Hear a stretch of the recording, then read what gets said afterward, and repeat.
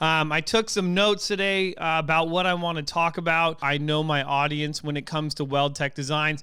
A lot of you guys are going to skip over this, and I definitely encourage you to listen to this is because it may not necessarily apply to you now, but may apply to you in the future. And our goal was to really just bring you guys, good information about vans. Our goal was to,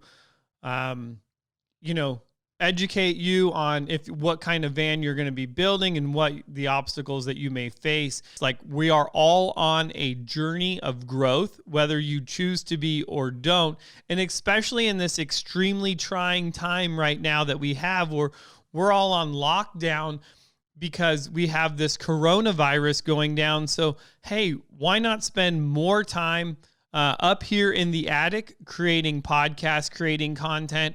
I really enjoyed. I came in early this morning and I just wrote for, an hour, probably an hour and a half. This all comes back to information, whether I'm providing you information, whether somebody else be providing you information. Right now, you have an ability. You have access, not an ability. You have the access to an abundance of information. And now, how are you going to take that information and apply it to your life? And when you take that information, you have to truly take all aspects of the information.